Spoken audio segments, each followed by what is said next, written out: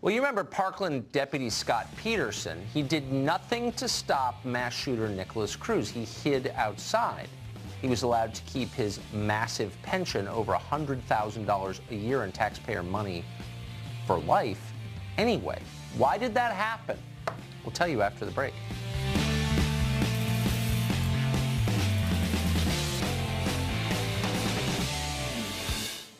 One of the most dreadful and frustrating parts of the horrific school shooting that took place in Parkland, Florida last year was the role played by a police deputy called Scot Peterson.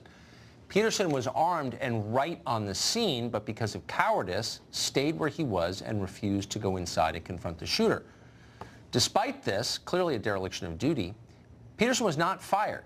He now draws over $100,000 a year in a pension. Now we have a hint as to why. Correspondent Matt Finn is Fox's expert on Parkland. He covered extensively for us last year. He joins us tonight. Matt, good to see you.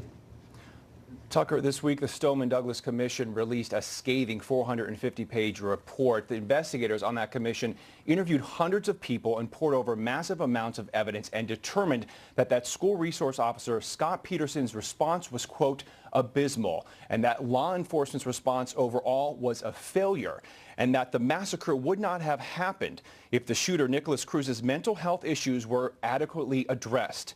Also this week, the latest in a series of reports questioning how disgraced Parkland School Resource Officer Scot Peterson was able to retire with full benefits, a six-figure salary, even though he was caught on tape standing by outside instead of rushing into the Parkland school to stop the shooter from murdering more students.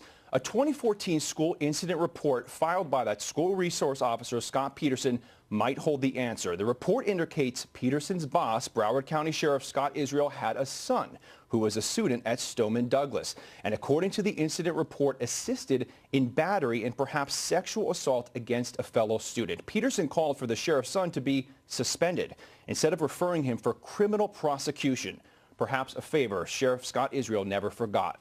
The parents of that student that was assaulted later said they were okay with without law enforcement action because they felt it would have caused trauma to their son.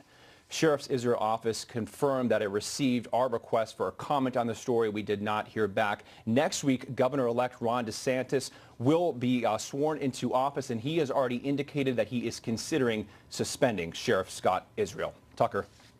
Long overdue. Matt Finn for us, thank you very much. Jeff Bell is the president of the Broward County Sheriff's Office Deputies Association. He joins us tonight. Mr. Bell, thank you very much for coming on. So the last part of Matt Finn's report, also corroborated by a long piece this morning, a great piece in Real Clear Politics, that suggests that there's at least an appearance of quid pro quo between Sheriff Israel and this Deputy Peterson. It's corrupt, if true. Do you believe that that's what happened? There's absolutely the appearance that there were some improprieties of how that case was handled. All day, every day, the report that was made is absolutely a felony that is alleged to have happened to that victim. And Deputy Peterson took that report, which he should have, and he did complete an offense report.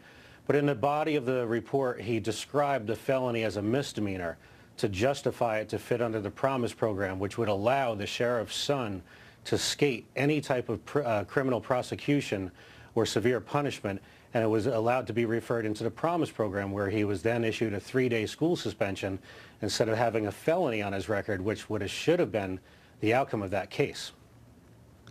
Peterson's behavior, whatever the truth of what we're just talking about, Peterson's behavior on the scene of the shooting that day is especially infuriating to the law enforcement officers I know personally, because it's such a perversion of the duty of a law enforcement officer, which is to protect the public with courage if necessary. Do you think it's odd that he wasn't fired for that? Tucker, what we see from within the Broward Sheriff's Office is completely different from what the average person on the outside sees looking into our office. We as the employees realize that there are numerous problems within the Sheriff's Office that encourage bad behavior by the command staff and encourage the behavior by the people inside the school, the juveniles, are getting away with arrests. And it almost seems like the deputies are being punished more for their actions than what the criminals get through the juvenile justice system. And this is why we've made recommendations to the governor that we need to start getting tough on juvenile crime, because in theory, the Promise Program, it keeps kids out of prison But in reality, what we're doing is we're not arresting these juveniles. We're not showing them that there's consequences for their actions.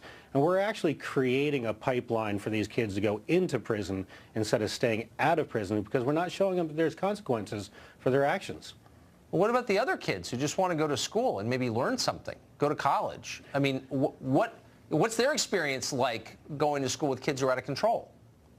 Well, Tucker, those are the true victims in this, just with the school program, because you continually have a small percentage of kids that go to school that on a daily basis they disrupt the school system.